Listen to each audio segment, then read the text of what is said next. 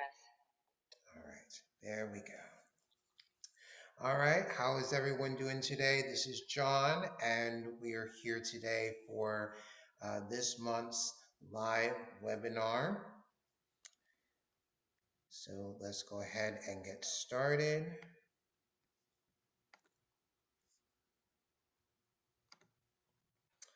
All right, so the title of this month's webinar is Learn How to Stop Overeating. And since we are 2 weeks away from Thanksgiving, I thought this would be a very fitting topic to go over. All right, so let's begin.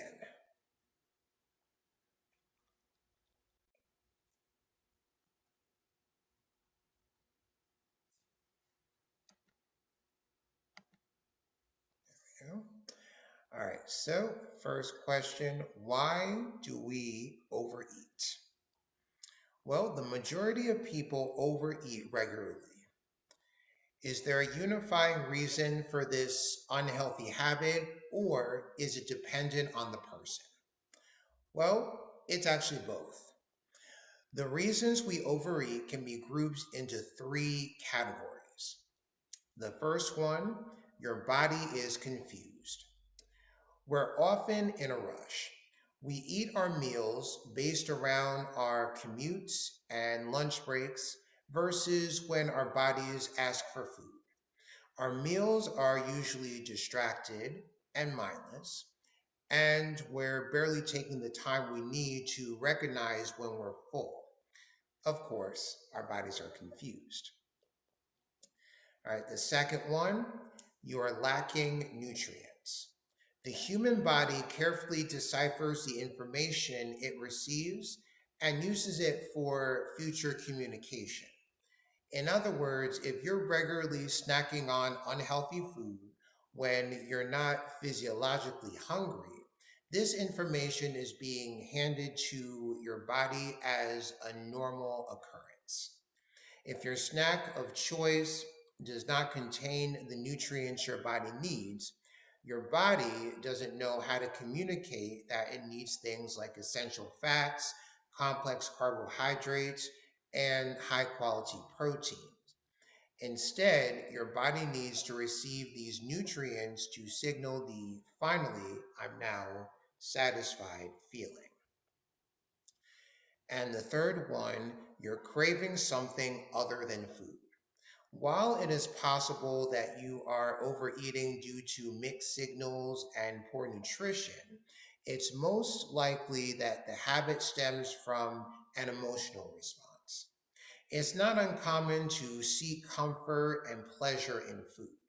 Whether it was a particularly stressful day, you got into an argument with someone close to you, or you're going through a major life change. Food can be the easiest form of stress relief and, for some people, therapy. Food can symbolize special events, happy times with people you love, and an easy way of treating yourself. However, the result of using food as therapy is short lived and can facilitate quite a dangerous habit. While it is okay to allow food to comfort you occasionally, you will be interrupting your body's natural stress response system if you begin to rely on this regularly.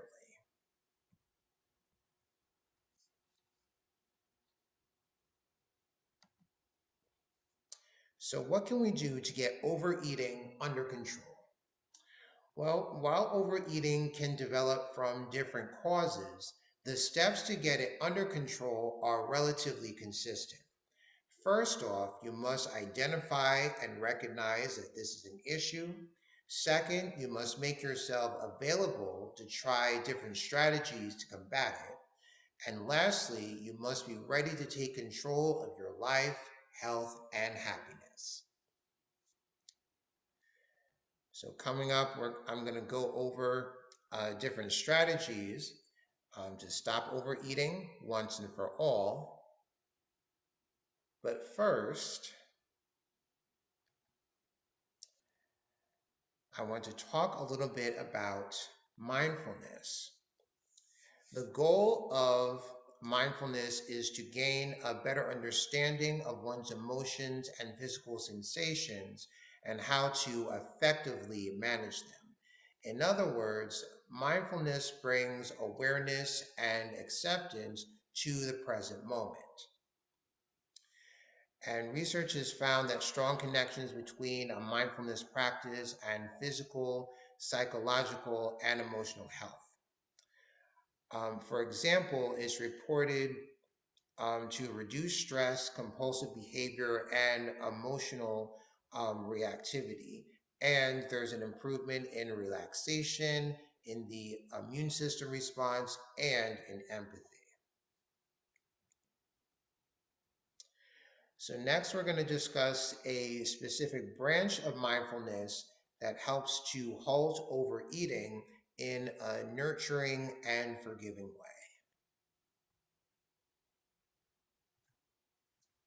All right, so let's look at mindful eating. Mindful eating is the process of bringing your full attention to your experiences, cravings, physical cues, and emotional responses while eating. Many elements compose of this practice, and some include eating slowly, removing distractions, refining communication with your body to recognize true satiety, distinguishing between physical and emotional hunger, entertaining your senses with the details of the food, healing negative relationships you may have with food, noticing the way individual foods make you feel, and learning to appreciate your food truly.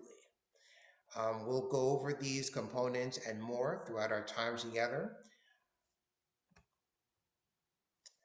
And these shifts allow you to replace negative thoughts, reactions, and habits around food with more conscious and directed responses.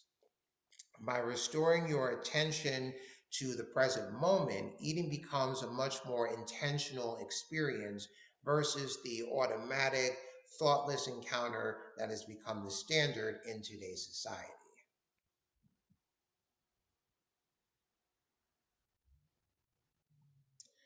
All right, so let's talk a little bit about eating slower. The benefits of eating slower are plentiful.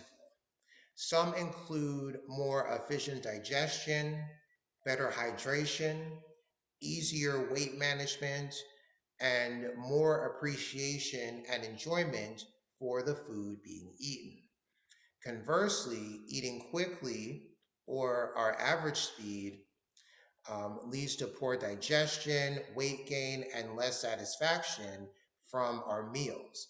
In our fast paced society, there are very little things we take the time to do slowly, intentionally.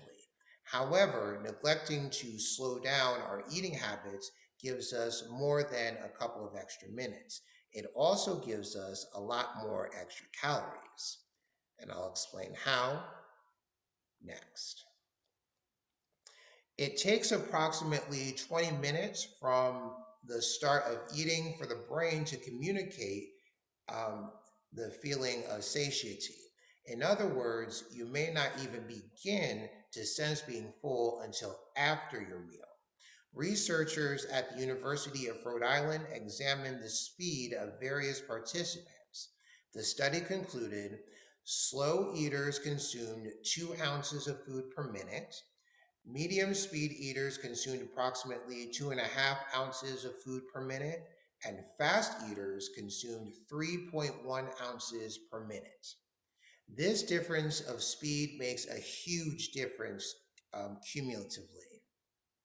Using this data, it can be concluded that someone who eats fast will eat approximately 22 more ounces of food compared to those who eat slowly. And that sure does add up. Another study conducted at the University of Rhode Island calculated the number of calories consumed between different eating speeds, and the results were shocking. It showed that women who ate quickly consumed 646 calories in 9 minutes, and women who ate slowly consumed 579 calories in 29 minutes. So that is 67 fewer calories in 20 more minutes. So that's a big difference. Eating more slowly is much easier said than done. We're faced with an abundance of choices, distractions, and pressure in our daily lives, which easily translates to how we address what's on our plate. Some tips that can help you implement slower eating include putting down your utensil between bites, set a minimum number of chews per bite, take smaller servings at first, and allow yourself to go back for more if appropriate. Set aside 20 to 30 minutes for each meal to eat, and find an accountability partner that you can pace your eating with.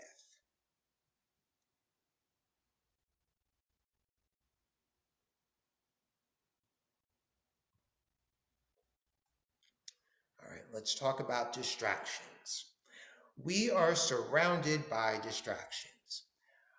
Whether it be responsibilities or entertainment, our attention is taken away from eating when we are scrolling through our emails, watching television, or taking phone calls. Whenever your brain is occupied by another task, eating becomes a mindless act. This leaves you susceptible to missing your body's natural hunger cues and often overeating. Next time you eat with distractions, ask yourself, did I enjoy this food? How much did I eat? Am I getting full? Do I feel nourished? If these questions are hard to answer, it's a clear indicator that you're not truly paying attention to what's on your plate and in turn not experiencing the benefits your food can provide for you.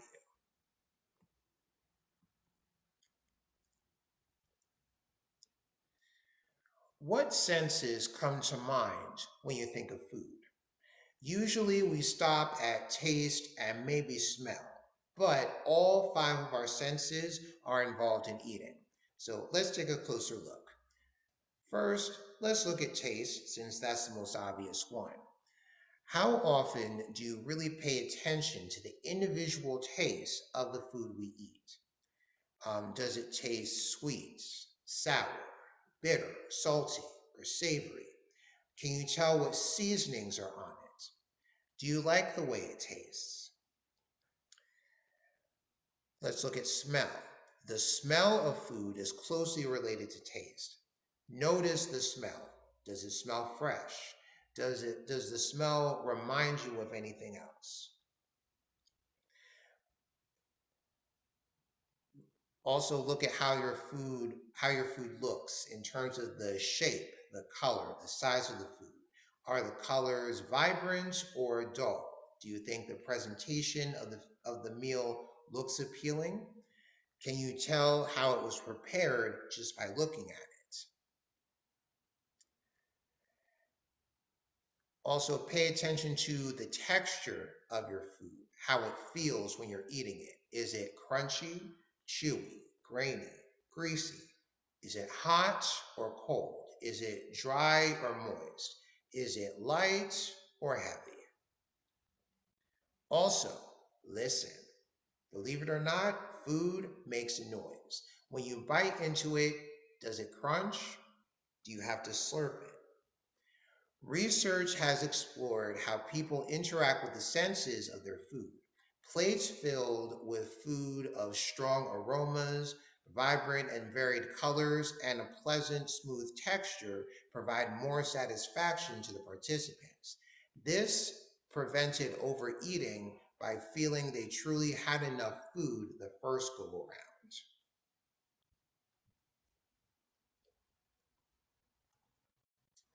All right, let's talk about hydration. Did you know that the same part of your brain is responsible for communicating when you're hungry and when you're thirsty? This explains how easily we can confuse the two sensations.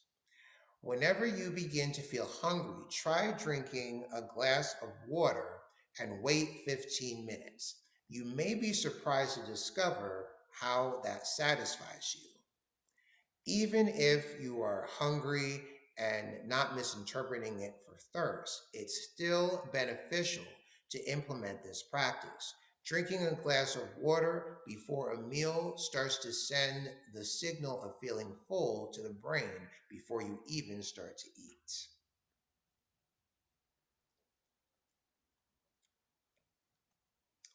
All right, let's talk about sleep. A healthy sleep schedule is crucial for many of our body's natural processes. After all, our sleep cycle is the time for our bodies to make the necessary switch from our fight or flight sympathetic nerve system to our rest and digest parasympathetic nervous system. Inadequate sleep relates to an increase in hunger signals.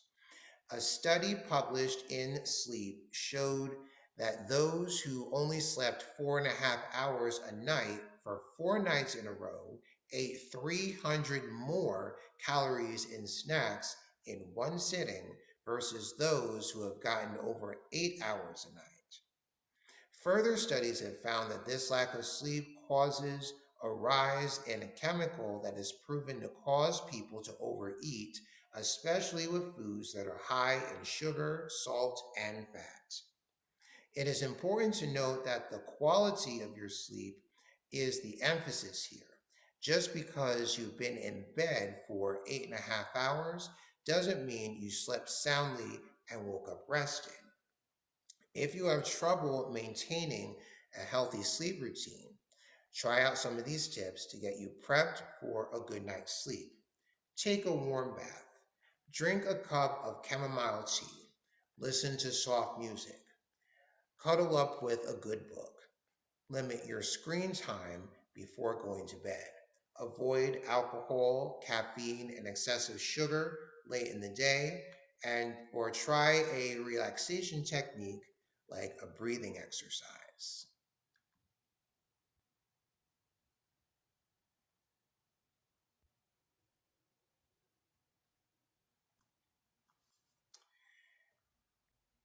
It's a common scene. Shortly after eating dinner, we're looking for a snack. Does that sound familiar? Although many people report that they experience strong food cravings in the evening, it turns out that there is a decline in the activation of the neurological reward pathway or the mechanism that allows food to satisfy us or hit the spot. This phenomenon is actively being studied. Yet, questions still arise on why it is happening and how to combat this tricky reaction. The best advice is to stay busy. Making after dinner plans, whether it be meeting up with a friend, watch your favorite TV show, or begin a new book, can overcome the sensation. The key is to make sure it's something enjoyable. That way, you're experiencing joy in something beyond your plate.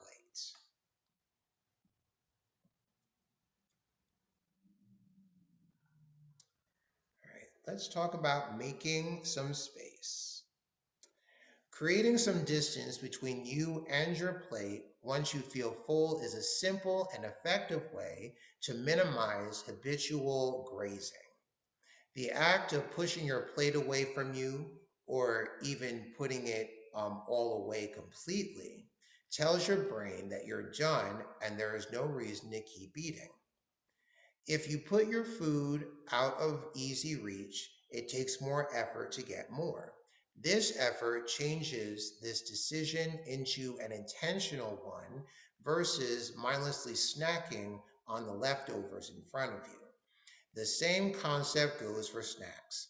If snacks, such as candy in the office, are within reach and visible, it is much more likely that they will be eaten more frequently without much thought.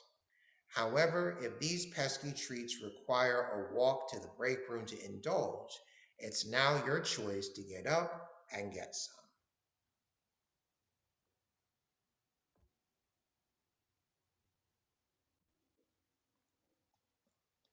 Here are a few tips on removing traps that encourage overeating in our lives.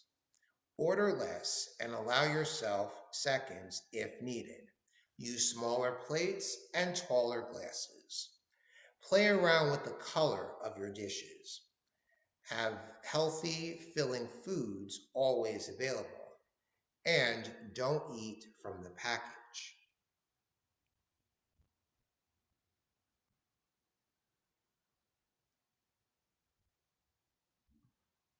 We seek pleasure naturally. This could be from the food we eat, the things we listen to, the view out our windows, and the joy of good company. That being said, we're not solely filling up on the calories of the food we eat, but the amount of joy we experience by seeing it, smelling it, sharing it, and eating it. Taking the time to set the mood for a meal can noticeably increase the satisfaction it brings you. Some examples of how to do this are use your best dishes, prepare it nicely on your plates, light a candle, play relaxing music, and invite your favorite people to join.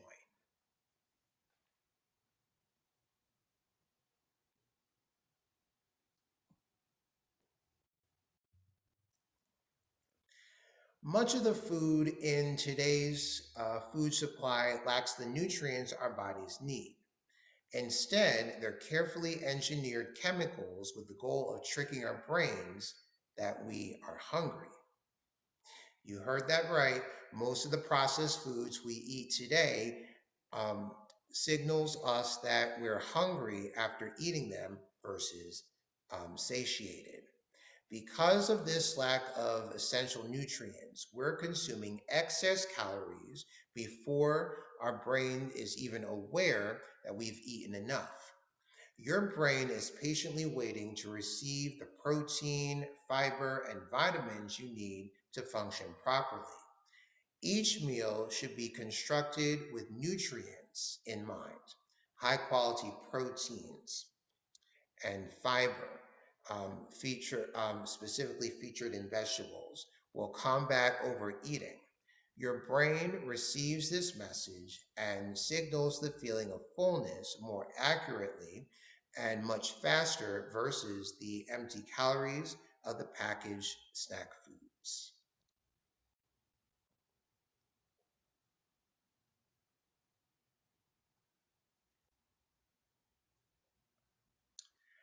All right, let's look at skipping meals. It's a common theme that our lives are busier than our meal plans. Maybe you woke up too late to eat breakfast, or your lunchtime is or stolen rather, by extra work that needs to be done. These are not good excuses for missing meals, but sometimes it's out of your control. Instead, try to plan to have something available that is easy and nutritious for when you are in a pinch. At the very least, have some filling snacks around, as this avoids overeating once you do finally get to eat a meal. This deprivation of food throughout the day leads to your body feeling it needs more than it actually does as a result of drops in blood sugar, release of hunger hormones, and a strong urge to overindulge.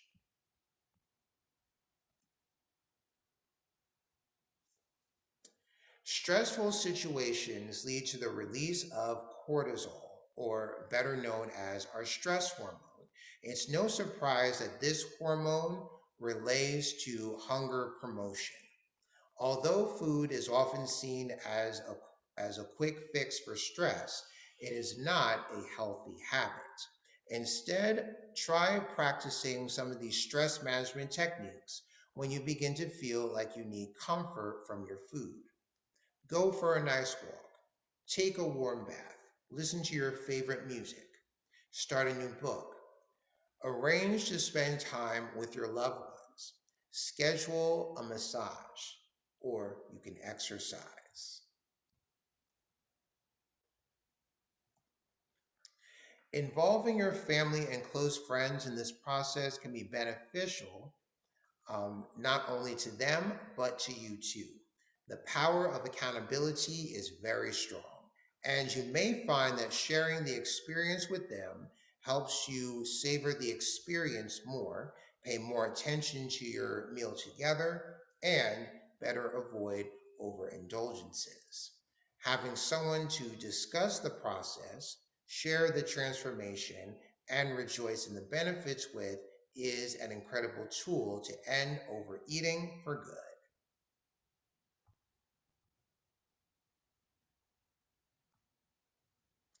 Speaking to yourself is encouraged when you're looking to refine your body's communication. Ask yourself, am I hungry? Am I satisfied? Do I need more food? What is causing me to crave more? How fast did I eat? Did I eat intentionally? Did I enjoy what I had eaten? Would I have changed anything? Honor your responses and adjust accordingly. Remember that it is unlikely that this change will occur overnight. However, there are many strategies you can begin to implement immediately that will make a huge difference in your battle against overindulgence.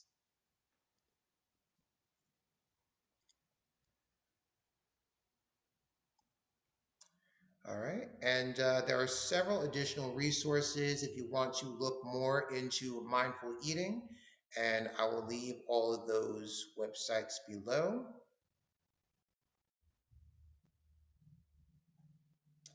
All right. And I want to thank all of you for tuning in for this webinar. And if you have any questions about the information that I shared tonight, or if you're interested in any of the programs that I offer as a personal trainer and health coach, you can contact me at johnhester@livingsouljourney.com, and be sure to connect with me on social media at Facebook, Instagram, and YouTube.